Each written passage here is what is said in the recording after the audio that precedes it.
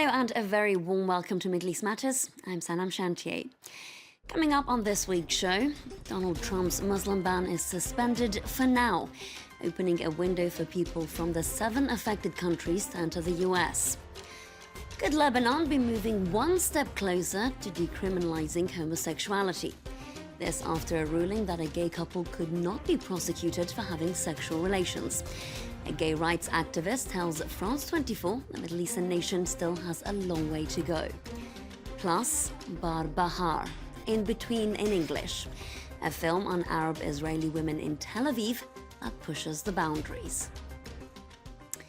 We kick off with the US, where a judge has imposed a nationwide hold on Donald Trump's ban on travelers and refugees from 7 predominantly Muslim nations: Iran, Iraq, Libya, Somalia, Sudan, Syria and Yemen. Those caught in limbo are taking advantage of this temporary block and getting on US soil. Some fear they might have only a small window through which to enter the country. Catherine Clifford brings you the stories of some of those travellers.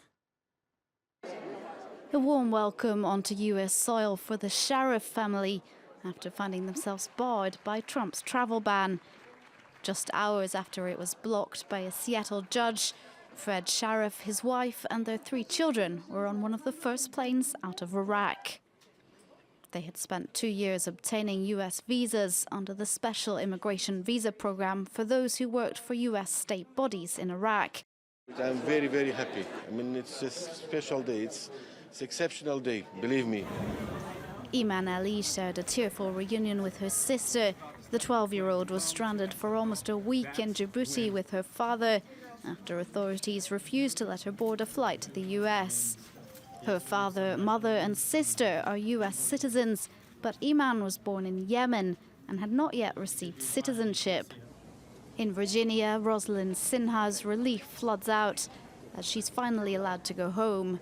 She was born and raised in the United Arab Emirates, holds an Iraqi passport because of her parents' heritage, and is married to a US citizen.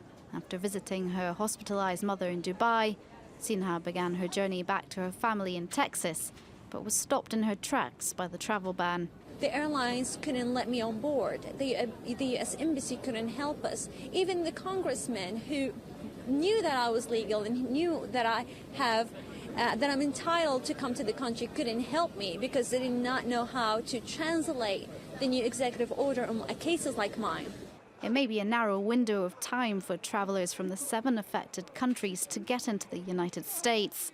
The ban was in legal limbo on Sunday after an appeals court denied the Department of Justice's request to restore it. Trump has vowed he'll get it reinstated. Let's now take a brief look at some of the stories from the region.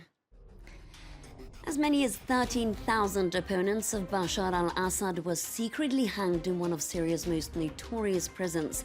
That's according to Amnesty International. A report dubbed Human Slaughterhouse, based on interviews with 84 witnesses, says the killings were authorized by senior government officials. Israeli lawmakers have passed a controversial law legalizing dozens of settler homes built on privately owned Palestinian land in the occupied West Bank. The move is widely condemned by Palestinians and the international community, and it comes after more than a week of parliamentary discussion.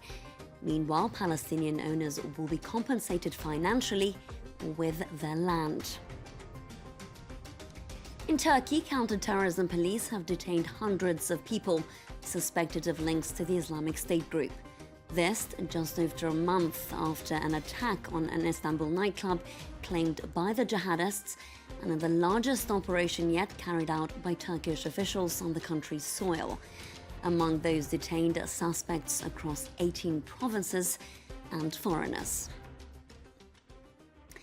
Now, in an interview with France 24 in Baghdad, Iraq's Prime Minister Haider al-Abadi said military operations are currently underway to fully retake western Mosul, currently in the hands of the Islamic State group.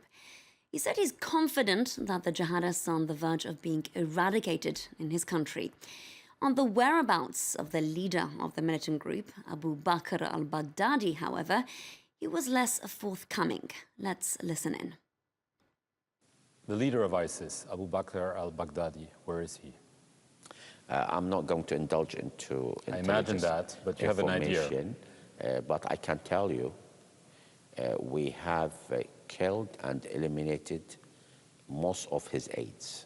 He's almost alone at the moment. In Mosul? He doesn't have many people to trust. He is in isolation. We are monitoring his movement. He is very low profile. His communication with other terrorists is very low, and many times it is almost non-existent. You can find that full interview with Iraq's Prime Minister Haider al-Abadi on our website, www.france24.com. Now, in Lebanon, a judge has ruled that a gay couple could not be prosecuted for having sexual relations. This is a case that could change the future of the LGBT community living in the country, though it directly contradicts that homosexuality is illegal under Article 534. Early at France 24, we spoke to Joseph Aoun, the coordinator of the Helm Community Center. That's a Lebanese gay rights organization, and we asked him whether the ruling has had any backlash in the country.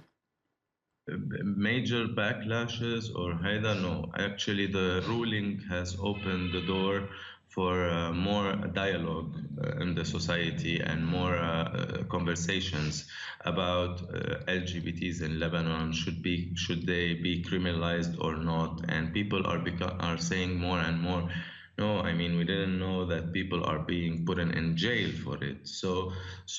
And in our latest studies, it shows that more than 50% of the Lebanese society believes that even though they disagree with the gay lifestyle or the gay movement that is happening in the West and that has exceeded by far what we're aiming for, they're saying homosexuals should not be put in jail because they're not harming anyone, even though they would have some remarks more about the gay marriage and stuff like that that evolved in the West, and the debate is still on, even in the West. We also asked Joseph's take on Lebanon being the most liberal country in the conservative Middle East. In Beirut, you have an active LGBT nightlife scene. You have more gay people being openly gay. You have, like, socially speaking, it's becoming more and more tolerant. And I could say definitely by far Lebanon is more tolerant than any other place.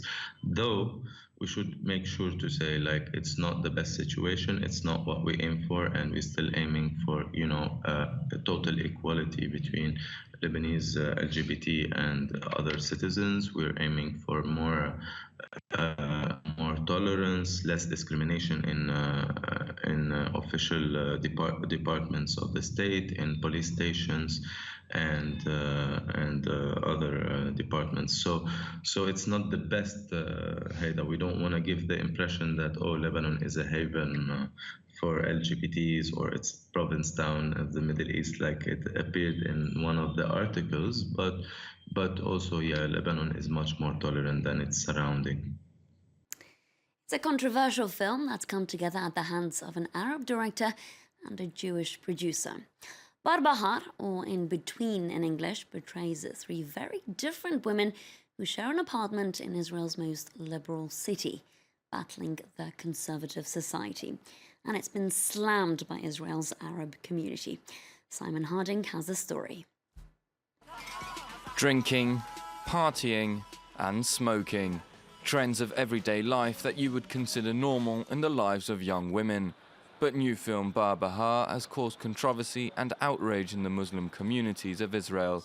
The film depicts three young Arab women who live in the liberal city of Tel Aviv and their struggles against the rule-bound Arab world and their inequality in the Israeli world. The message I want to transmit is that it's time for women to speak up.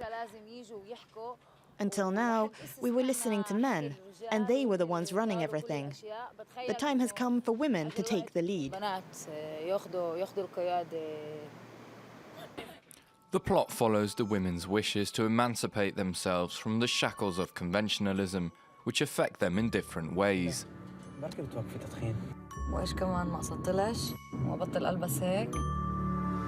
اكيد بتعرفي ما انت صرتي زيهن فاجرات. تعرف كثير مليح انه انا مش هيك وليلى وسلمى برضه. مش بديش اسمع. The message that I want to transmit to the Palestinian society is that we are very, very strong women. We're not defective. Our voice is not defective, neither are our acts, nor our responsibilities and decisions. Barbra Ha has received a terrible backlash from the Muslim community. The mayor of the conservative town of al-Fam, shown in the film, has called on it to be boycotted, as he believes it does not reflect the values of his town.